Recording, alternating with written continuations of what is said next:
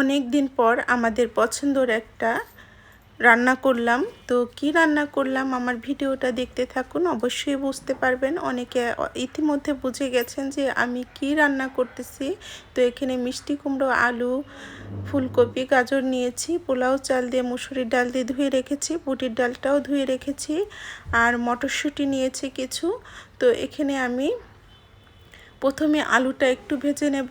প্রথমে আলুটা ভেজে নিয়ে আমি পরে ফুলকপি, গাজর এগুলো দিয়ে দেব। তো আমি প্রথমে মিষ্টি কুমড়োটা পরে দিচ্ছি, যেহেতু মিষ্টি কুমড়ো নরম তরকারি, বেশি একটা ভাজার প্রয়োজন হয় না, অল্পতে ওটা গলে যায়, এজন্য আমি আলুটা আগে ভেজে নিয়েছি। আর এদিকে আমি পোলাও চাল দিয়ে মুসুরির ডাল দিয়ে যে ধুয়ে রেখেছিলাম সেগুলো সব দিয়ে দিচ্ছি। মুগ ডালটাও দিয়ে দেব। মুগ ডালটা দিয়ে এটার মধ্যে এখন আমি দিয়ে দেব 1 চামচের মতো ধনের গুঁড়ি, মরিচের গুঁড়ি দিয়েছি 2 চামচের মতো, লবণ দিয়েছি, হলুদ পরিমাণ মতো দিয়ে দিয়েছি। এখন আমি দিয়ে দেব তেজপাতা, কয়েকটা কাঁচামরিচটা একটু ফেড়ে নিয়েছি। এখানে দিয়েছি সিমটা আর আমি ভাজিনি। তো এখানে 1 চামচ নিয়েছি আদা বাটা, 1 চামচ রসুন বাটা নিয়েছি, কিছু পরিমাণ পেঁয়াজটা একটু বেশি দিয়েছি, আমি সব জিনিসই একটু পেঁয়াজটা একটু বেশি খাই। তো এখন আমি দিয়ে দেব এটার মধ্যে তেল দিয়ে কিন্তু আমি ভালো করে এটা মেখে নেব। আর আমার বাচ্চারা খিচুড়িটা অনেক পছন্দ করে। তো এটা যেহেতু পোলাও চাল দিয়ে করছি, আমি একটু গরম পানি দিব। তো এক চুলায় গরম পানি বসিয়ে দিয়েছি, তো গরম পানিটা দিয়ে দেব। তো গরম পানি দিয়ে আমি একটু নাড়াচাড়া করে এটা আমি ঢেকে চুলার উপরে রেখে দেব। যেহেতু পোলাও চাল পরপর একটু নাড়া দিতে হবে, নয়তো তল থেকে লেগে যাবে। তো প্রায় কিন্তু হয়ে আসছে। তো এখন আমি সবজিগুলো দিয়ে দেব। সবজিগুলো কিন্তু আমি একদম আগের থেকে দিইনি যে ভেঙে যাবে, পরে দিয়েছি যাতে সবজিগুলো সিদ্ধ হবে কিন্তু ভেঙে যাবে না।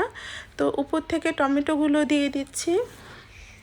একদম সবজি যেগুলো ভেঙে ল্যাটকা হয়ে যায় সে খিচুড়ির আবার আলাদা একটা মজা, আর একটা ঝরঝরে সবজিগুলো একদম ভেঙে যাবে না, এটার আবার আরেকটা স্বাদ। তো আমি একটু চেপে আমি চুলার পরে একদম লো হিটে বসিয়ে রেখে দেব কিছুক্ষণের জন্য। তো এখন একটু আবার আমি ঢাকনাটা খুলে নাড়াচাড়া করে নেব। একদম কিন্তু হয়ে গেছে আমার খিচুড়ি। আর সবজিগুলো কিন্তু একদম ভেঙে যায়নি, সবগুলো কিন্তু আনাম আছে। একটু ধনের পাতা দিয়ে দেব। ধনের পাতা দিয়ে এটা কিছুক্ষণ আরও দমে বসিয়ে রেখে দেব, একটু গরম থাক, চুলার পরে থাকলে ওটা গরম থাকবে। তো এদিকে আমি ধনের পাতা আর কাঁচামরিচ কেটে নিলাম। খিচুড়ির সাথে কিন্তু বেগুন ভাজি, ডিম ভাজা, এটা খেতে খুব মজার হয়। তো এটা তো আমার করতেই হবে। তো এখানে বেগুনটা আমি কেটে নিলাম, একটা বেগুনের অর্ধেক নিয়েছি, যেহেতু বাচ্চারা তেমন একটা পছন্দ করে না বেগুন। আর এখানে অর্ধেক আলু আমি গ্রেটারের সাহায্যে কুচিয়ে নিয়েছি। ডিমের মধ্যে কিন্তু এই আলুটা এভাবে দিলে খেতে অনেক ভালো লাগে। তো ধুয়ে পরিষ্কার করে নিয়েছি, একটু হলুদ দিয়ে দিলাম, লবণ দিয়ে আমি এটা ভালো করে একটু হাত দিয়ে মুথে নেব, যাতে ঝালটা ভালো মতো বের হয়ে যায়, মরিচগুলো গলে যায়। তো মুথার পরে এখন আমি দুটো ডিম দিয়ে দিয়েছি। দুটো ডিমেই কিন্তু আমাদের হয়ে যাবে, ফ্যামিলিতে আমরা যে কজন আছি এরকম হয়ে যাবে, আর সবাই খায় না।